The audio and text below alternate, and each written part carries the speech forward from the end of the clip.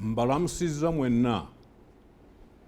Twebaza Katonda waffe atuwadde obulamu, obusobozi n'okutukuuma okutuuka leero nga tujaguza amatikkiro ag'emyaka 32.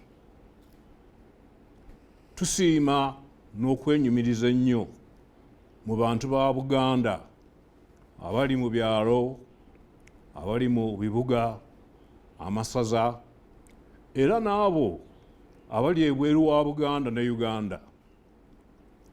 Wakati mu bisoomoozo ebingi ebiriwo ensangi zino, mulwanye masajja okukuuma ekitiibwa kya Nnamulondo.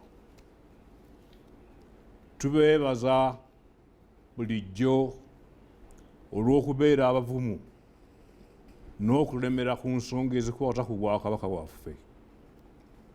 Tusaba nti temuddirira era mwewale abo bonna abagufudde omuze okwerimbika mu mateeka agatali matuufu okusobola okunafuya mu Bwakabaka.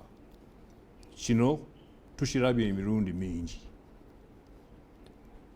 Abakulembeze mu Buganda ku mitendera gyonna tubeebaza. Mubadde banywevu ddala mu mbeera zonna ezitwolekedde. Mikwano gyaffe mu Uganda ne mu nsi endala muwagidde emirimu gy'Obwakabaka. Tubeebaza nnyo olw'okukolagana naffe. Akaseera ke tuyingidde ak'ebyobufuzi gwe gumu ku miwaatwa abalabe ba Buganda gwe batera okuyitira. Mbasaba mubeere bagumu era abantu ab'engeri eyo mubeekengere.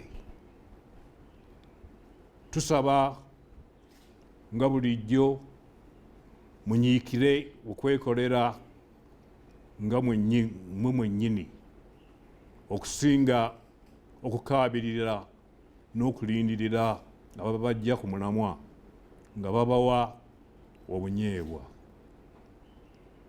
Mbasaba Katonda abakuume.